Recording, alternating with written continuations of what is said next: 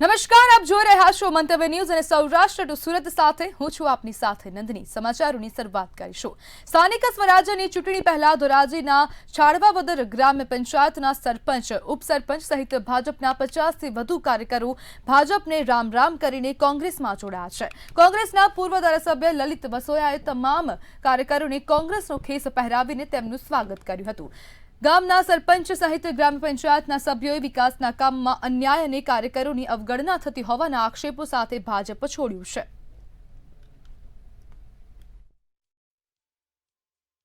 સરપંચ ઉપસરપંચ બધા ભાજપ છોડી અત્યારે કોંગ્રેસમાં જોડાવા જઈ રહ્યા છે। એના માટેનું કારણ કે અમે અમારા ખેડૂતોને, અમારા ગામના ખેડૂતોને એના માટે કોઈ હિતની વાત નહોતી ભાજપમાં, એટલે એ છોડીને અમે કોંગ્રેસમાં જોડાવા જઈ રહ્યા છીએ। ભાજપમાં કેવો અસંતોષ હતો? ભાજપમાં ઘણો ખરો અસંતોષ હતો, એટલે જ અમે પક્ષ ચેન્જ કરીએ છીએ। હું ભાજપમાં મૂકી અને કોંગ્રેસમાં જોડાનો છું। અમને અસંતોષ કામકાજમાં બહુ વિપક્ષ પડતું હતું, એટલા માટે અમે છોડી દીધું। કેને છોડી દીધું? મંગાભાઈ રાજાભાઈએ ભાજપ છોડી દીધી અને કોંગ્રેસમાં ભેગા। કેટલાક લોકો જોડાણા? અમે વૈસુર લગભગ 40-50 જણા છીએ। રાજકોટના ધોરાજીમાં તાલુકા પંચાયતની ચૂંટણી પૂર્વે ભાજપના ગઢમાં મોટું ગાબડું પડ્યું છે। પાટણવાવમાં સરપંચ સહિતના ભાજપના અગ્રણી કાર્યકરો અને ગ્રામ્ય પંચાયતના સભ્યોએ કેસરીઓ છોડી કોંગ્રેસનો હાથ પકડ્યો છે। પૂર્વ ધારાસભ્ય લલિત વસોયાની રણનીતિ સામે વર્તમાન ધારાસભ્ય મહેન્દ્ર પાડલિયાની વિસ્તારમાં સતત બીજા દિવસે ભંગાણ સર્જાતા રાજકારણ ગરમાયું છે। સ્થાનિક જૂથવાદથી કંટાળી કાર્યકરો કોંગ્રેસમાં જોડાતા ધોરાજીના રાજકીય સમીકરણોમાં મોટો ઉલટફેર જોવા મળી રહ્યો છે। સરપંચ પાટણની અંદર લોકપ્રિય માણસ છે, એની આખી બોડી લોકોના કામ કરવા માટે ઉત્સુક છે અને ક્યાંક ને ક્યાંક ભારતીય જનતા પાર્ટી એમની અવગણના થઈ છે। ત્યારે આજે સૌ કોઈ પણ જાતની શરત કે કન્ડિશન વગર કોંગ્રેસ પાર્ટીમાં જોડાણા છે। હું એમનું સ્વાગત કરું છું ને આવતા દિવસોની અંદર તાલુકાની અંદર હજુ પણ ઘણા સરપંચો અને આગેવાનો કોંગ્રેસ પાર્ટીમાં જોડાશે। સુરેન્દ્રનગર શહેર વિસ્તારના આગેવાનો અને આપ પાર્ટીના કાર્યકરો આપ પાર્ટી છોડી ભાજપમાં જોડાયા છે। આપ પાર્ટીનો ખેસ ઉતારી ભાજપમાં જોડાતા જિલ્લા ભાજપ પ્રમુખ હાર્દિક ટમાલિયાએ ભાજપનો ખેસ પહેરાવ્યો છે અને તેમનું સ્વાગત કર્યું હતું। આપ પાર્ટીના ઉમેદવાર જાહેર થયેલ દીપક ચિહલા, કૃણાલ શાહ, ભાવિન મોર્યો સહિત ભાજપમાં જોડાયા છે। આમ આદમી પાર્ટીના 70 જેટલા કાર્યકર્તાઓ હતા, એમની સાથે હું ભારતીય જનતા પાર્ટીમાં જોડાયો છું। કોઈ દબાણ કારણે જોડાયો હતો કે આપની? નહીં, ભારતીય જનતા પાર્ટીના વિકાસની જે રાજનીતિ છે આ કેસ થકી તેઓએ એમાંથી 6 થી 7 લોકો જે આમ આદમી પાર્ટીએ ઉમેદવાર જાહેર કર્યા છે તેઓ પણ આજે ભારતીય જનતા પાર્ટીમાં ભળ્યા છે। ગીર સોમનાથના ઉનામાં સ્થાનિક સ્વરાજ્યની ચૂંટણી પહેલા રાજકીય ચહલપહલ તેજ બની છે। પહેલા રામેશ્વર ગામના કોંગ્રેસ અગ્રણીઓ ભાજપમાં જોડાયા છે, ત્યારે હવે અંબાડા ગામના માજી સરપંચ અને ભડિયાદર ગામના માજી સરપંચ તેમની ટીમ સાથે કોંગ્રેસમાં જોડાયા છે। ચૂંટણી પહેલા આ ફેરફારથી પ્રદેશમાં રાજકીય હલચલ વધી છે અને સ્થાનિક મતદારો વચ્ચે રસ દેખાઈ રહ્યો છે।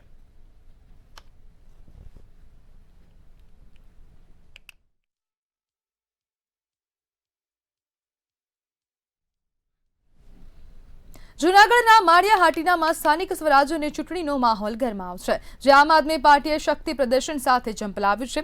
સાસણ રોડથી ભવ્ય રેલી યોજી ઉમેદવારોએ સમર્થકોની હાજરીમાં ફોર્મ ભર્યા હતા। મહારાણા પ્રતાપની પ્રતિમાને પુષ્પાંજલિ અર્પી મામલતદાર કચેરીએ ફોર્મ સબમિટ કરાયા હતા। સામાન્ય નાગરિકોને મેદાનમાં ઉતારી આપ દ્વારા તાલુકા અને જિલ્લા પંચાયતની બેઠકો પર પૂર્ણ બહુમતી સાથે જીતનો દાવો કરવામાં આવ્યો છે।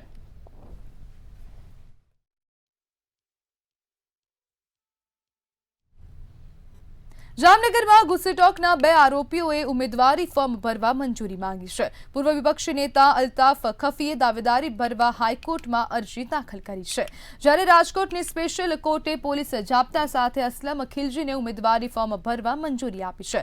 અલ્તાફ ખફી અને અસલમ ખિલજી વચ્ચે બબાલ ચાલી રહી છે।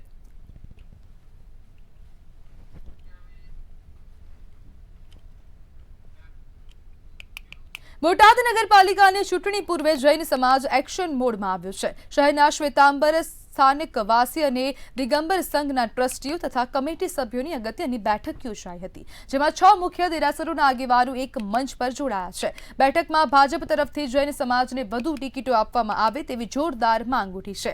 માંગ પૂરી ન થાય તો ચૂંટણી પરિણામો પર અસર પડશે તેવી ચેતવણી પણ આપવામાં આવી છે. બોટાદ નગરપાલિકાની આગામી 26 તારીખે ચૂંટણી હોવાથી સમસ્ત જૈનની એક માંગ છે કે વધારેમાં વધારે અમારું મતદાન હોવાથી અમને વધારે ટિકિટ ફાળવવામાં આવે એવી અમે પક્ષને આગળ અપેક્ષા રાખીએ છીએ, ભાજપ પક્ષ આગળ. અને જૈન સમાજને, વેપારી સમાજને ન્યાય મળે એ માટે અમે સંગઠન કરીને બધા એકત્રિત થયા છીએ. હંમેશા જૈન સમાજને માઇનસ કરવામાં આવે છે અને જૈન સમાજની કોઈ ગણતરી કરવામાં આવતી નથી. સૌથી વધારે જૈન સમાજ ટેક્સ ભરે છે. જૈન સમાજ અહીંયા બોટાદમાં વેરો પણ એટલો વધુ ભરે છે સૌથી વધારે, છતાં પણ જૈન સમાજની કોઈ ગણતરી નથી થતી. સરકારની અંદર અમે આર્થિક રીતે સંપન્ન માણસો હોઈએ, પણ સરકારની અંદર અમારો જૈન સમાજનો કોઈ મોટો અવાજ ન હોય. ભલે અમે કોઈ પણ રીતે અમે આ સમાજના કાર્યો કરી શકતા હોઈએ, પણ રાજકારણ સાથે જોડાઈ અને સેવાકીય પ્રવૃત્તિની અંદર જ્યારે જોડાયેલા હોય ત્યારે અમારે એની સાથે રાજકારણની અંદરનો પ્રવેશ પણ અમારી માટે જરૂરિયાત હોય છે. અને એ માટે થઈને અમે સરકારને વિનંતી કરીએ છીએ કે નગરપાલિકાના ઇલેક્શનની અંદર બહોળી સંખ્યાની અંદર જૈનોને પ્રતિનિધિત્વ મળે. રાજકોટ શહેરના વોર્ડ નંબર 1માં સ્થાનિકોનો રોષ ફાટી નીકળ્યો છે. ઋષિ વાટિકા સોસાયટી સહિતની આસપાસ દેશી નશા અને ગંદકીના પ્રશ્ને લોકો રસ્તા પર ઉતર્યા છે. રાજકોટના વોર્ડ નંબર 1 વિસ્તારમાં આવેલી ઋષિ વાટિકા સોસાયટીના રહેવાસીઓ લાંબા સમયથી નશાના વધતા દૂષણથી પરેશાન છે. મફતિયાપરા વિસ્તારમાં બેફામ રીતે નશાનું વેચાણ થતું હોવાના આક્ષેપો સાથે સ્થાનિકોએ ભારે વિરોધ નોંધાવ્યો છે.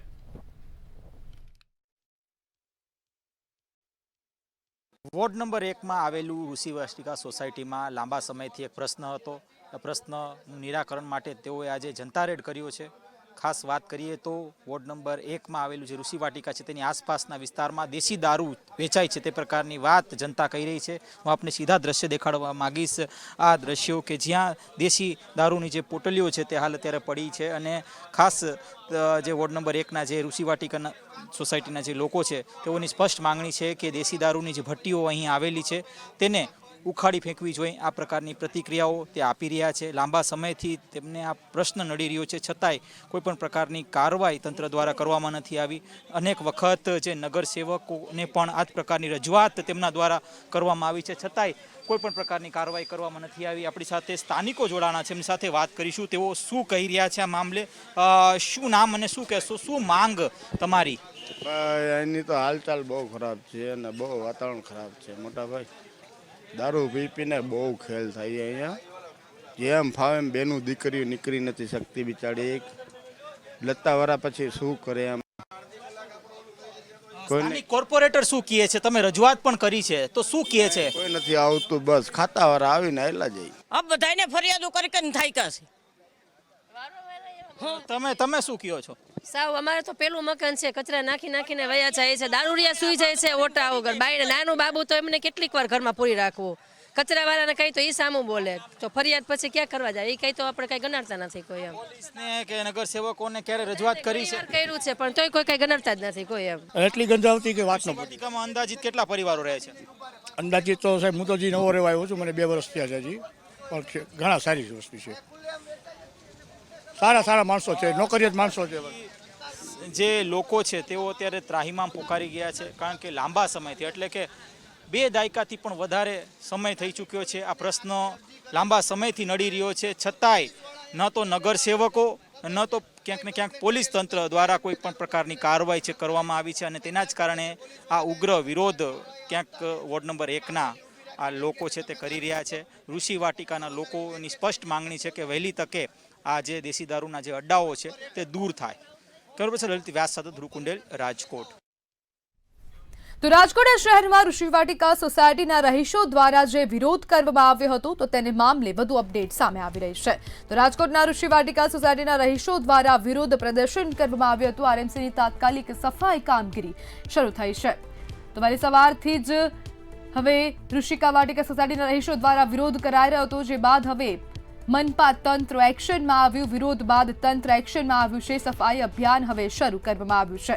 તો હવે જે કચરાના ઢગલા છે તેને હટાવવાની કામગીરી હાથ ધરાઈ. સ્થાનિકો દુકાનદારોને સાથે રાખીને કામગીરી શરૂ કરવામાં આવી હતી. તો સ્થાનિકો દ્વારા વિરોધ કરાયો તે બાદ હવે આરએમસી તંત્ર એક્શન મોડમાં આવ્યું છે. ખુલ્લા પ્લોટમાં ગંદકી મામલે આરએમસી હવે સક્રિય થયું. કચરાના ઢગલા દૂર કરવાની કામગીરી શરૂ કરવામાં આવી છે. જ્યારે જેસીબીથી કચરાના ઢગલા ઉઠાવવાની કામગીરી તેજ બની છે. તો મહત્વપૂર્ણ સમાચાર રાજકોટ ખાતેથી સામે આવ્યા. વિરોધ બાદ તંત્ર એક્શન મોડમાં આવ્યું. સફાઈ અભિયાન હવે શરૂ કરવામાં આવ્યું છે.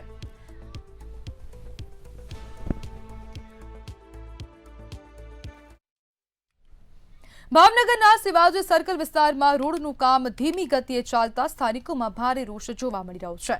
લાંબા સમયથી અધૂરા કામના કારણે વાહન ચાલકોને રોંગ સાઈડથી પસાર થવું પડે છે, જેથી અકસ્માતનો ભય વધ્યો છે. રહેણાંક વિસ્તારમાં 5 ફૂટ ઊંડા ખાડાથી ઇમરજન્સી સેવાઓ પણ અસરગ્રસ્ત બની રહી છે. લોકો તાત્કાલિક કાર્યવાહી નહીં થાય તો આંદોલનની ચીમકી આપી રહ્યા છે.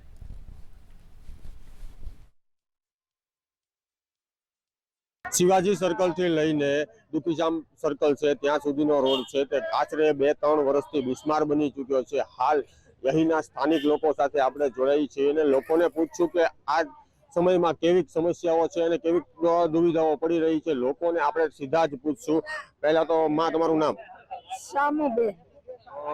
બા, વાત કરવામાં આવે તો આ રોડ કેટલા સમયથી બિસ્માર છે અને સમસ્યા શું શું છે? આમાં જવો આ વર્ષ 1.5 વર્ષ છું હજી આ કઈ કરતા ના. અમારા નળ 3 વખત તોડ્યા. એ અમારા ખર્ચે મેં હારા કર્યા. પછી અમારા ગાડીઓ ચડાવવામાં કેટલો વાંધો પડે. અને આ રોડ છે ને એમનામ જ અમારો રોડ જોવે. અમારે કઈ ઊંચોય ના કરવો નીચોય ના કરવો. તો વાત કરવામાં આવે તો રોડને લઈને લોકોમાં છે તે રોષ ફેલાયો છે અને ઘણી બધી દુવિધાઓ છે તે જોવા મળી રહી છે. હાલ આપણી સાથે બીજા પણ જોડાઈ ચૂક્યા છે, આપણે એમને પણ પૂછશું. પહેલા તમારું નામ? નામ કૈલાસબેન છે. રોડ આવી રીતે આમને મૂકીને હાલતા થઈ જાય છે. ઘડિયાળ કરીને કાંઈક વસ્તુ મૂકી ત્યાં નાખીને એમ કે લઈ લો તમારું. અમારો રાતોરાત બધું લેવરાવે છે અને પછી આ જીસીબી ઊભું મૂકીને હાલતા થાય છે. અને કટરાવાળા તોડી આજે અમને 2000 દીધા કુંડીના. અને આમ કરે રોડ વધારવાનો આમ તો કઈ કરવાનું જ નહીં.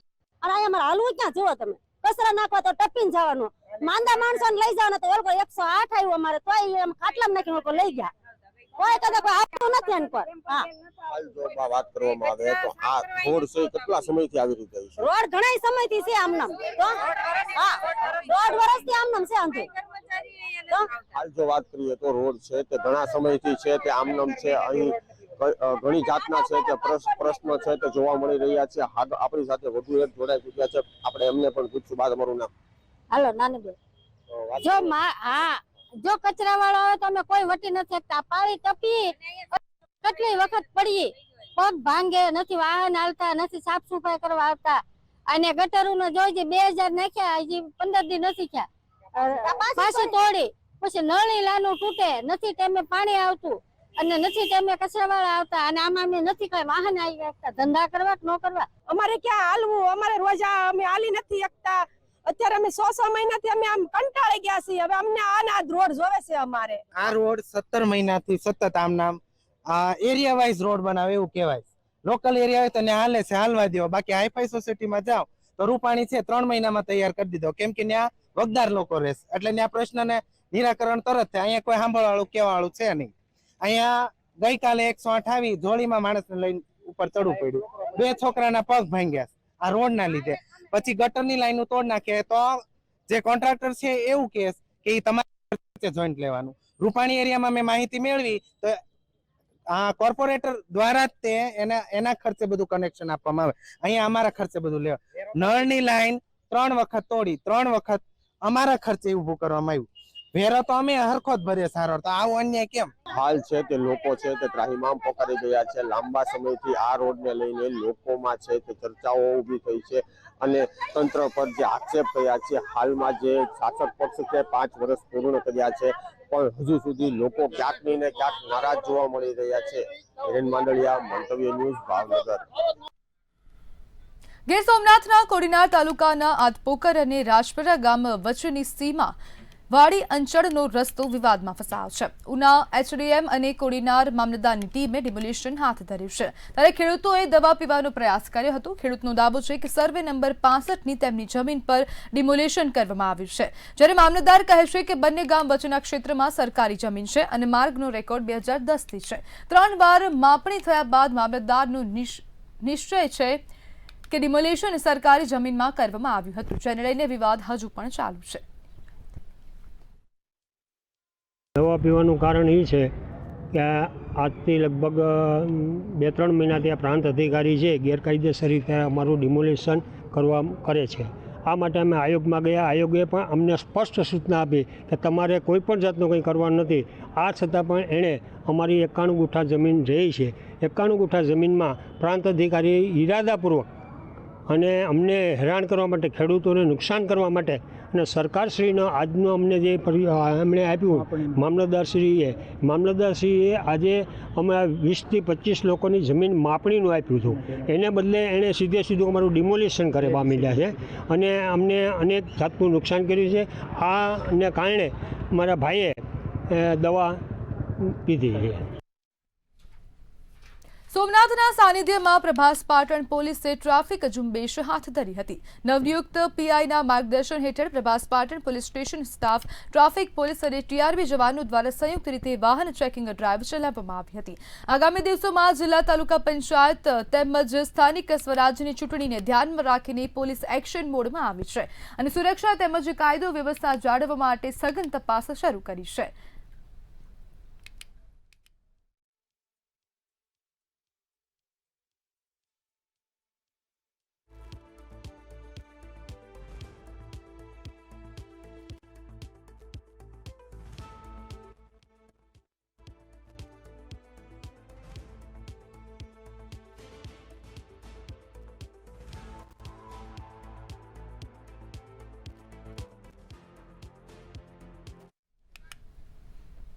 ગુજરાતના સાગર ખેડૂતો ગુજરાત અને ગુજરાત બહાર રાજ્ય સુધી દરિયો ખેડવાની કામગીરી માછીમારો કરી રહ્યા છે.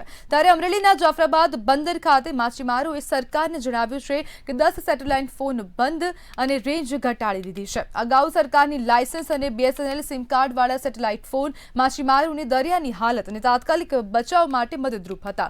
ઓપરેશન સિંદૂર દરમિયાન રેન્જ માત્ર 20 નોટિકલ માઇલ સુધી રહી ગઈ છે, જે માછીમારો માટે જોખમી બની છે. માછીમાર આગેવાનોએ કેન્દ્રની રાજ્ય સરકાર પાસે વિનંતી કરી છે ફોનની અગાઉની રેન્જ પુનઃસ્થાપિત કરવી, જેથી દરિયામાં સલામતી સુનિશ્ચિત થાય.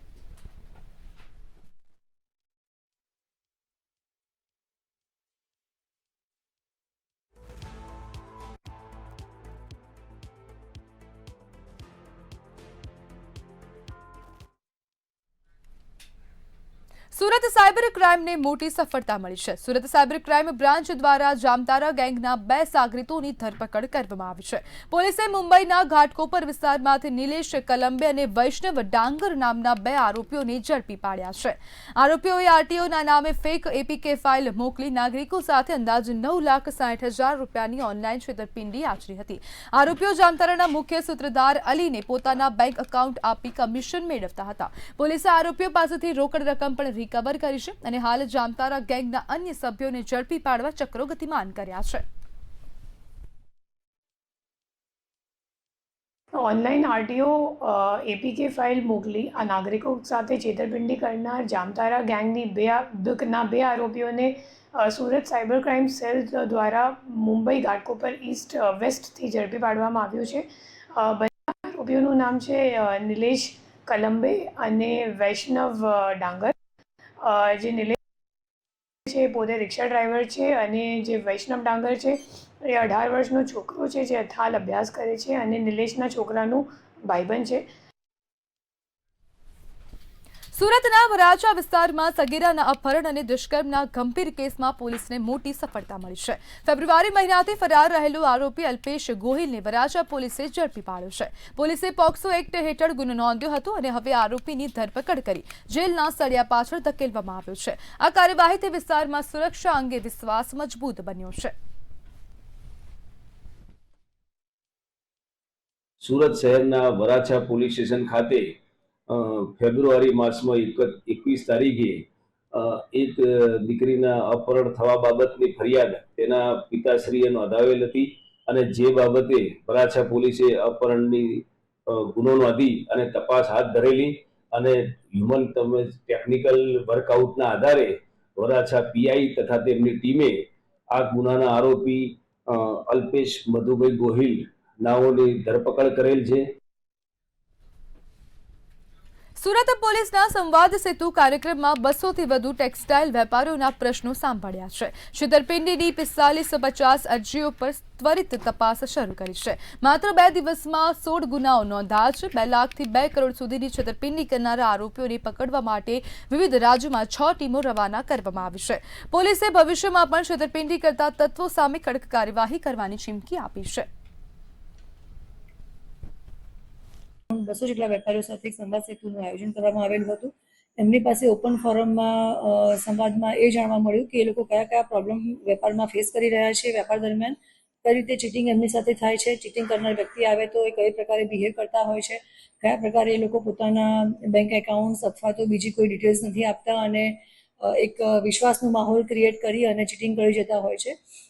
આ બધી વસ્તુઓને ધ્યાનમાં લઈ અને એમની પાસે જે લોકો અમારી પાસે રજૂઆત કરી એના આધારે અમારી પાસે 45 થી 50 જેટલી અરજીઓ પણ આવી છે, જેમાં 2 દિવસ દરમિયાન અમે 16 જેટલા ગુના ચીટિંગના દાખલ થયા છે, જેમાં 2.5 લાખથી લઈ 25 લાખ, 50 લાખ, 60 લાખ અને 1 કરોડ 2 કરોડ સુધીના પણ ફ્રોડની કિસ્સા અમારી સામે આવ્યા છે અને પુરાવાના આધારે અમે 16 જેટલી ફરિયાદ પણ ચીટિંગની દાખલ થયેલી છે.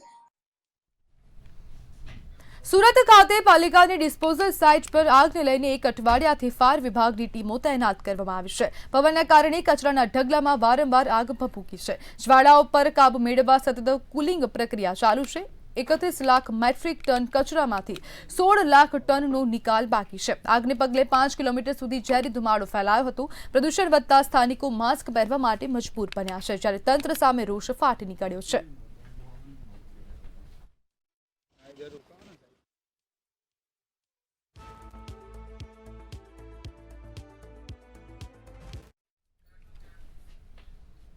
રાજકોટના ધોરાજીના ઝાંઝરમેર ગામે વિકાસની દિશામાં એક અનોખી મિસાલ ઊભી કરવામાં આવી છે. ઝાંઝરમેર ગ્રામ પંચાયતની મહિલા સરપંચ કિરણ બગડાની આગેવાની હેઠળ નલ સે જલ યોજના અંતર્ગત ગામમાં ઘરે ઘરે પાણી પહોંચાડવાની કામગીરી 100% પૂર્ણ કરાઈ છે. સરકાર દ્વારા આપવામાં આવેલી ગ્રાન્ટનો યોગ્ય ઉપયોગ કરીને સમગ્ર ગામમાં પાઇપલાઇન નેટવર્ક ઊભું કરાયું છે અને દરેક ઘરમાં નળ કનેક્શન આપવામાં આવ્યા છે, જેના કારણે વર્ષોથી ચાલી આવતી પીવાના પાણીની સમસ્યા હવે દૂર થઈ ગઈ છે. ઘર આંગણે જ શુદ્ધ પીવાનું પાણી ઉપલબ્ધ બનતા ગામમાં ખુશીનો માહોલ છવાયો છે.